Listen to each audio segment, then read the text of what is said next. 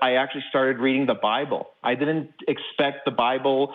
I read it because apparently all laws in the United States and in the Western world come originally from the Bible. No, they don't. No, they don't. No, they don't. No, they don't. This is what I heard on a podcast. Again, Well, I'm going to stop going with there's a story, but Victor, stop going with just what you hear in a podcast, because in fact, the laws of the United States, the majority, you take the 10 Commandments, the majority of them are contravened by laws, starting with the first one, thou shalt have no other gods before me. The United States actually has religious liberty allowing that. There's no prohibition against lying, although there is one against perjury. The adultery laws are no longer have any teeth and can't be enforced. There's nothing that requires me by law to honor my father and mother.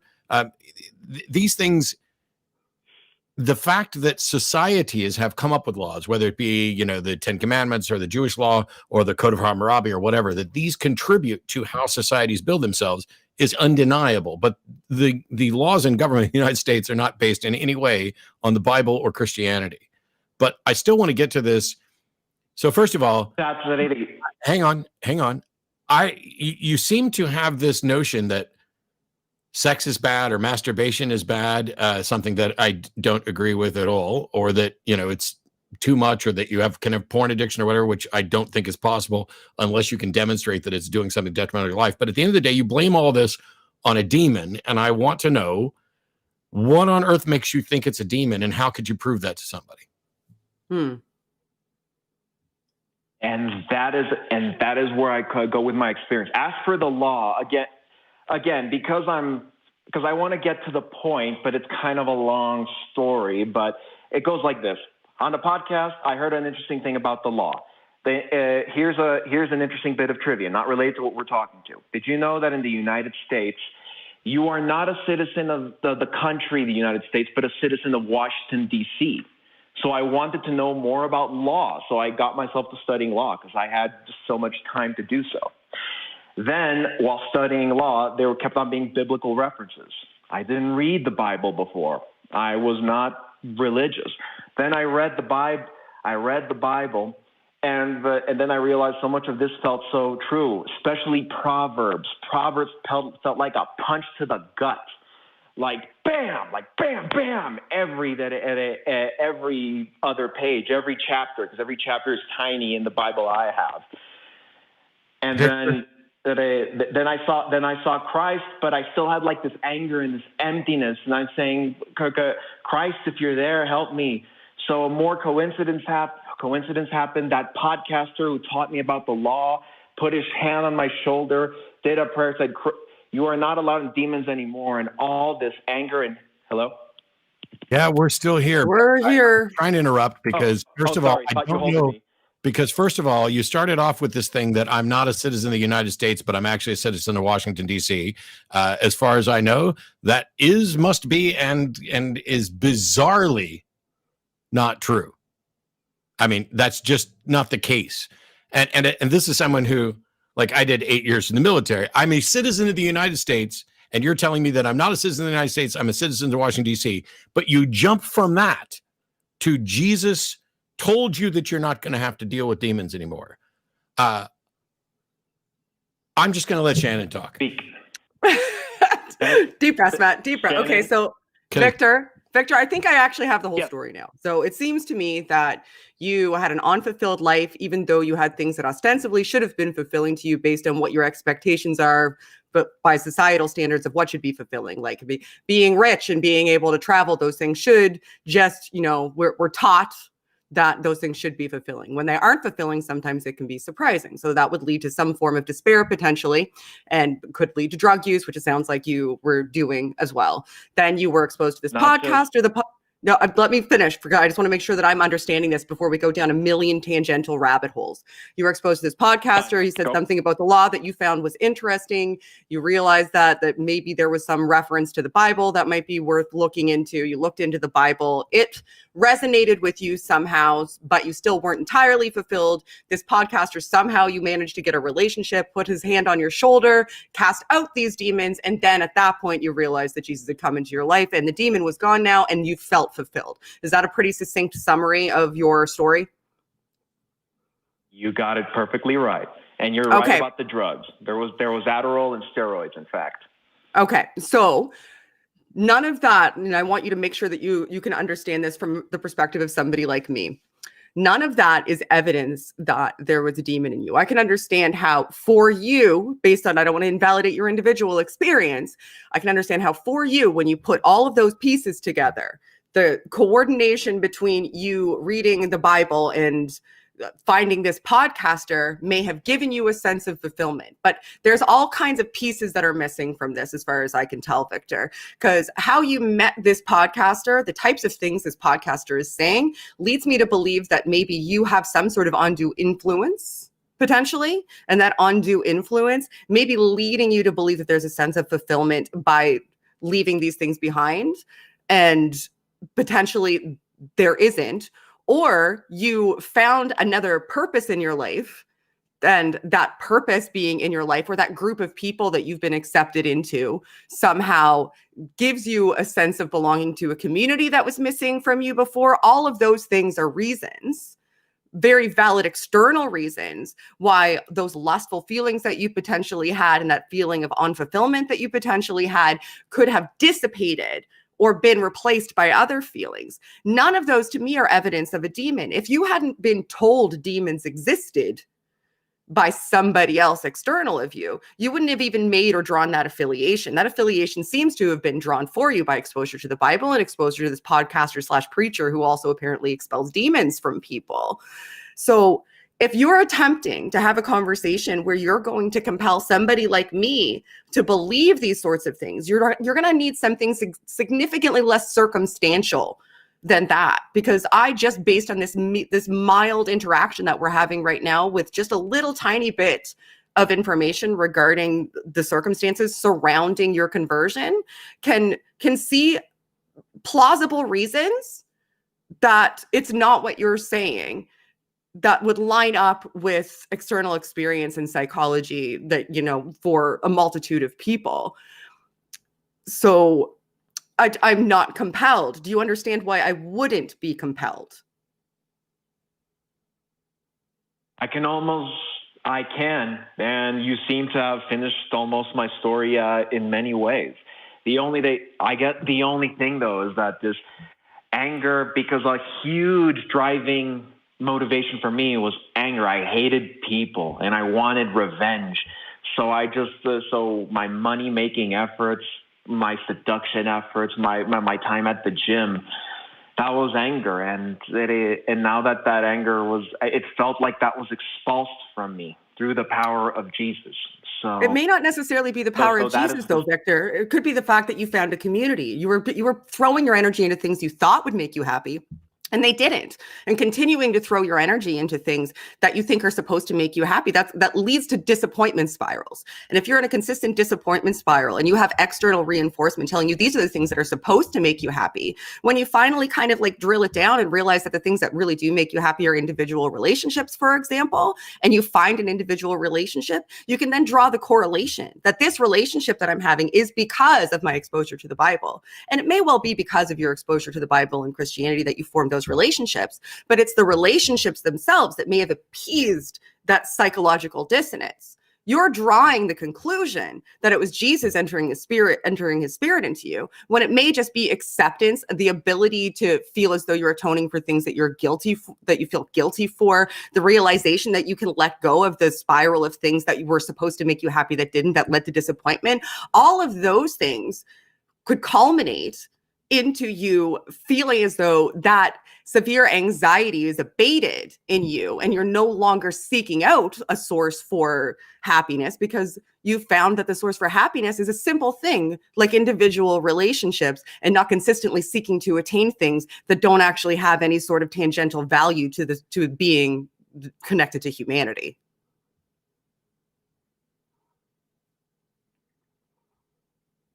Victor?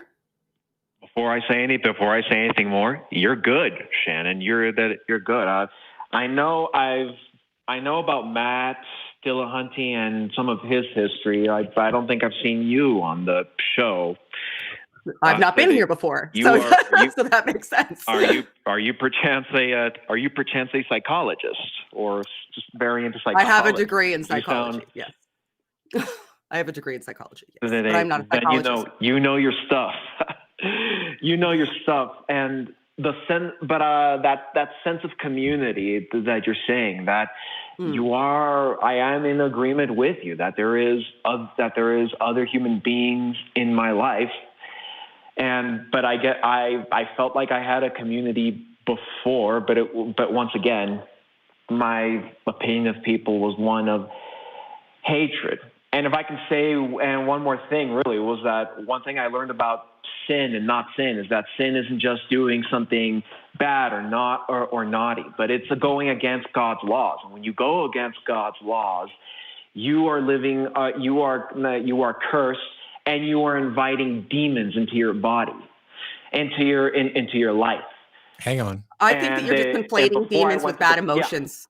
You're just conflating demons with bad emotions. You're just saying, when I feel bad emotions, that is a demon. If you remove demon from the equation, if you don't even utilize the word demon anymore, you can have a more coherent and helpful and productive dialogue about how to act and interact in the world and find that kind of happiness. Once you inject demon, you're actually removing a layer of responsibility and culpability from yourself and the other people around you as well, for culpability for your own actions and engagement in your life. So if you remove demons from the equation and just say, okay, when I feel bad emotions, I should do some introspective action to find the source of those bad emotions. If the source of those bad emotions is that I'm actively seeking things that are detrimental to me because I think they're supposed to make me happy and they aren't, which sounds like it might be the case in your story, then once you identify that and isolate that, then you can take logical, knowledgeable, productive steps towards actually finding happiness. And it may have worked for you this time, but the problem with things like this is when you say a demon is what inhabits you and is causing this scenario to take place, you are shifting the burden of your own life choices away from you to something else, something that's not tangible. And you're actually at a detriment to yourself and other people if you purport these types of things, because you're preventing, they're thinking that the hands can be laid on them or they can read a book and that obstacle will be removed. And that is not always the case. It may have been the case circumstantially for you in this instance, but when you purport to these sorts of things, what you're saying is that somebody can say a prayer and it'll remove that burden. And what happens when it doesn't? What happens when it inevitably and invariably does not? The damage starts to snowball because what was supposed to remove it from you didn't remove it from you because it can't, because it's not real.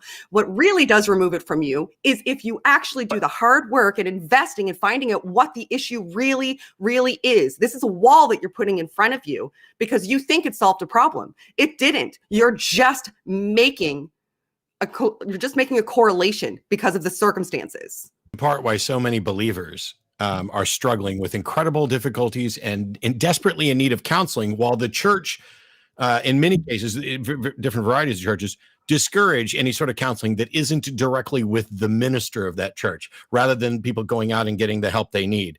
The thing that you said just recently, I would argue is clearly false, because you said that your understanding is that if you are living outside of God's law, then you are guilty and then will be subject to demons. So let me ask you a couple of quick questions. Do you think I'm living do you think I'm living outside of God's law? Of course you are. Do you think that I'm suffering from demonic possession or interaction? If you're not suffering, there's demons close to you. And I do believe that you are cursing that, by the way, is an incredibly dishonest way to engage with this, because the question I'm asking is trying to get to this claim that you have, that if you're living outside of God's law, you're giving yourself up to demons. And when I ask if I have, your answer changes to, if you're living outside of God's law, you're either being played by demons or they're close to you. Well, I don't give a shit if they're close to me. I want to know if they're real and if they have any impact on my life. And if it turns out that there's no impact on my life, then your hypothesis about living outside of God's law is clearly wrong, correct? In my experience, I am feeling that without Christ and Jesus, you are just going to be cursed, and it's going to wither away at you. But your experience, what experience? But you don't seem to be living like that either, Victor. What experience do you have with my life?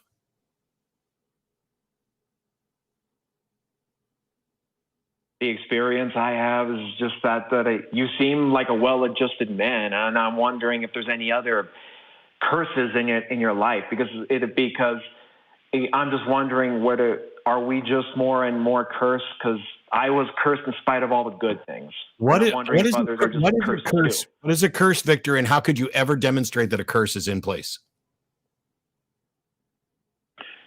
Just that much like me, the feelings, just no mercy, no sense of mercy or righteousness, and constant anger, anxiety, and lust overpowering me. So for you, it seems that curse is seemingly synonymous with bad things happen and a sense of hopelessness. And an emptiness in my hole. That's correct. An emptiness in your hole. Okay. But curse, so is it possible for someone to feel emptiness when they're not cursed?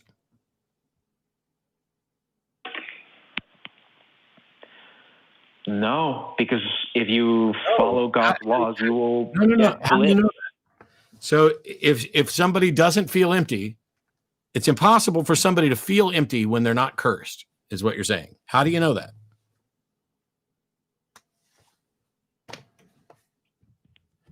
It just goes back to Proverbs and I don't care about Proverbs. Demons cast out of me. I want evidence, not what Proverbs said, and not what you think you've injected into or pulled out of Proverbs. I want actual evidence, right? Because what you call a curse by Proverbs, a Muslim might call a jinn from Allah. That essentially is giving you over to, the Bible talks about giving you over to reprobate mind. Other religions will say that, evil spirits and genies. Others will say that it's fate or karma, that you did something in your past life. That is why this life here is so messed up. With multiple different candidate explanations for why there's hopelessness or struggling in your life. How did you determine that the answer you've come up with is the right one? How did you rule out the notion that in a past life you were just shitty? Because I've read those books before. I had the Tao Te Ching, I had the Bhagavad Gita, and I had the Dhammapada and other Buddhist texts, hoping that maybe a little bit of their answers might. But instead, I just realized that just invited demons. So I chucked those into the garbage. This is what you've by going to Jesus, done, Victor, is not made anything remotely approaching a reasonable, sound argument, but just an assertion that you've read a bunch of stuff and this is the one you've decided is true, and that's not going to be convincing for me. Fine. It might not be convincing, but it was like one experience that led me, and it was, and I could tell you the date and time it happened. So okay. I believe that it really happened, and I can tell you, I believe that it happened at that date and that time, but I also believe that there is a strong chance that you are assigning a value to this experience that is a misattribution. So this is just a correlational effect. It could potentially just be a correlational effect. You just so happened to be at a point where you were seeking certain aspects of your life. Maybe you were ready, whatever. It could have been, you could have inserted another book where the Bible was potentially and come to some of the same revelations, but attribute it to that book that you were reading. And one of the reasons that I think that you are doing this misattribution is because when you're asked for evidence, when you're asked for, okay, well, how do you know it's this and not that? You say, well, I read it. What I hear is, well, I read it in this book. And this is the book that I read that seems to have appealed to me somehow. And it coordinated time-wise with what happened to me, what felt like the cessation of this depression. Now, go ahead, man. No, go ahead. I'm pretty much finished. We should probably wrap this up and move on to some other callers, because that'll give Victor some time to think about what you've said, and reformulate stuff. And you can always come back if you have a better case for it. But I'm hoping that you understand why, if somebody tells me, oh, things have felt bad and hopeless, and I became convinced that it's a curse, but I have no evidence other than I became convinced it's a curse. Hopefully you can understand why that isn't convincing to me, to the point where you should realize, hopefully, why it shouldn't be convincing to you. Like, we should believe things for a good reason. And if the reason's not compelling enough for someone else to become convinced of it, then maybe we've made a mistake in becoming convinced ourselves.